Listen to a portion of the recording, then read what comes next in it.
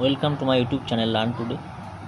আজকের লার্ন টুডের ক্লাসে একটু অন্যরকম কিছু নিয়ে আলোচনা করব। আসন্ন স্কুল সার্ভিস কমিশনের যে গ্রুপ সি এবং গ্রুপ ডি যে রিক্রুটমেন্টটা হওয়ার কথা আছে, তার পরীক্ষার যারা প্রস্তুতি নিতে চান অবশ্যই চ্যানেলটি ফলো করে রাখবেন। আমরা একের পর এক সেট 1, সেট 2, সেট 3 এরকমভাবে জেনারেল নলেজের কিছু কোশ্চেন অ্যান্সার সেগুলো নিয়ে আমরা আলোচনা করব। তো আজকে আমরা প্রথম সেট নিয়ে আলোচনা করব। প্রথম সেটে আমরা মোট 27টা কোশ্চেন নিয়ে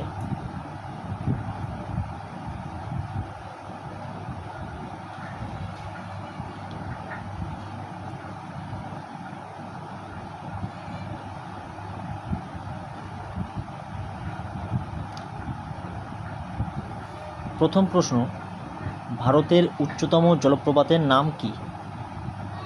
4টে করে অপশান এখানে দেওয়া আছে: যোগ, কাঞ্চিকল, হুড্রু, গেরসাপ্পা।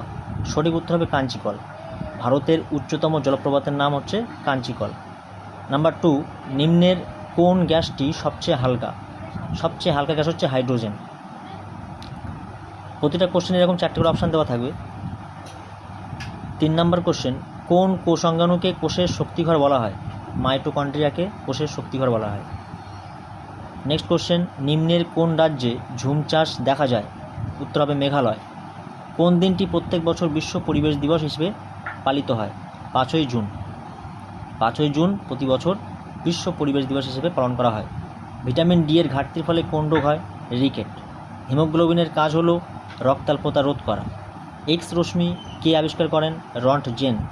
সম্প্রতি মাউন্ট এভারেস্টের উচ্চতা কত বৃদ্ধি পেয়েছে? 86 সেন্টিমিটার। ভারতের কোন রাজ্যের জনঘনত্ব সবচেয়ে কম? অরুণাচল প্রদেশ। ভীমবেটকা কোথায় অবস্থিত? মধ্যপ্রদেশে। নিম্নের কোনটি এককবিহীন রাশি? আপেক্ষিক গুরুত্ব। নিচের কোনটি লাফিং গ্যাস নামে পরিচিত? Nitrous oxide. Option B, nitrous oxide সঠিক উত্তর। জিঙ্ক 14 দাগে হচ্ছে দেহিং পাটকই জাতীয় উদ্যানটি কোন রাজ্যে অবস্থিত? এটা আসামে অবস্থিত, দেহিং পাটকই। এর পরের প্রশ্নে আমরা চলে আসব 15 দাগ, লুসাই কোন অঞ্চলের উপজাতি? সঠিক উত্তর হবে অপশান ডি, মিজোরাম। 16 দাগে নিম্নের মধ্যে কোন বৈজ্ঞানিক কোষ আবিষ্কার করেন? উত্তর হবে রবার্ট হুক। 4টে করে অপশান দেওয়া আছে: Robert brown, Robert Hooke, Michael Phelps, Robert Golgi.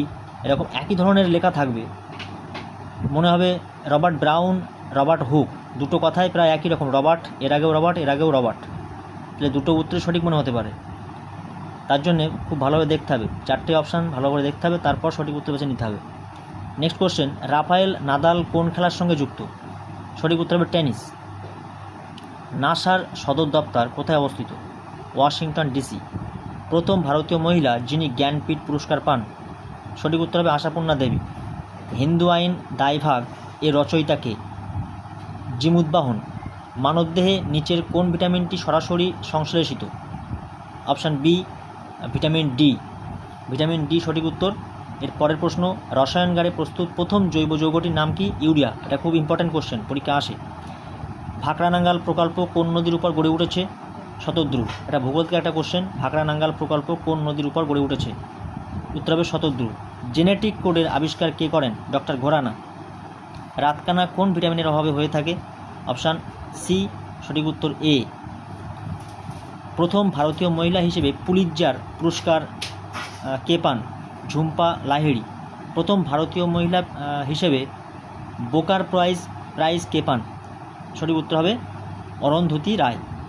তো আমরা প্রথম পার্টে 27টা প্রশ্ন উত্তর নিয়ে আলোচনা করলাম। এগুলো সবই জিকের মধ্যে, জেনারেল নলেজ, ইতিহাস, ভূগোল, পরিবেশ সব কিছু মিলিয়ে এরকম সেট আমরা আরও আপলোড করব।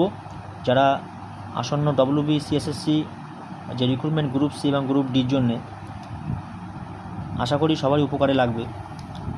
আর এর বিষয়ে ডিটেলস কিছু জানতে হলে অবশ্যই কমেন্টে জানাবেন, চেষ্টা করব সঠিক উত্তর দিয়ে সাহায্য করার। Thank you.